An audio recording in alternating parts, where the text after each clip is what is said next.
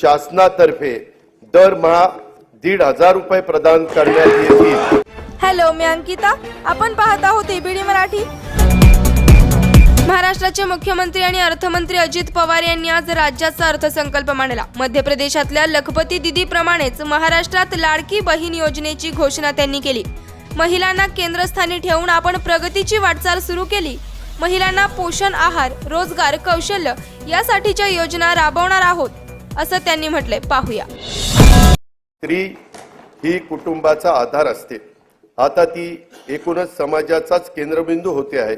कुटुंबाचं व्यवस्थापन आणि अर्थार्जन अशा दोन्ही आघाड्यांवर ती लढते आहे। एक हाती कुटुंब सांभाळणाऱ्या कर्तबगार मुलं घडवणाऱ्या महिलाही आपल्याला पाहायला मिळतात।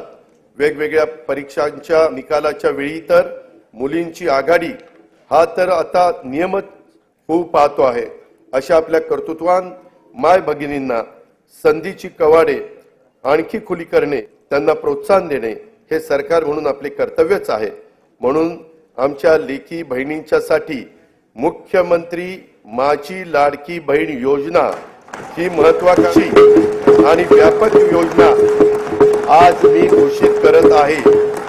महिलांचे आर्थिक स्वातंत्र्य व स्वावलंबन, आरोग्य व पोषणासहित सर्वांगीण विकासासाठी या योजनेअंतर्गत वय 21 ते 60 वर्ष वयोगटातील पात्र महिलांना शासनातर्फे दरमहा 1,500 रुपये प्रदान करण्यात येतील।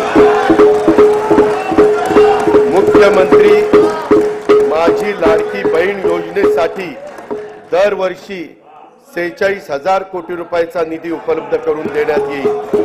योजनेची अंमलबजावणी जुलै 2024 पासून करण्यात येईल। आपल्या शासनाने सन 2023-24 पासून लेक लाडकी ही योजना सुरू केली आहे। मुलींच्या जन्मापासून ती 18 वर्षाची होईपर्यंत तिला टप्प्याटप्प्याने एकूण 1,01,000 रुपये प्रदान करण्यात येतात। पिवळ्या आणि केशरी शिधापत्रिका धारक कुटुंबात दिनांक 1 एप्रिल 2023 रोजी किंवा त्यानंतर जन्म झालेल्या कन्येला हे अर्थसहाय्य करण्यात येतं।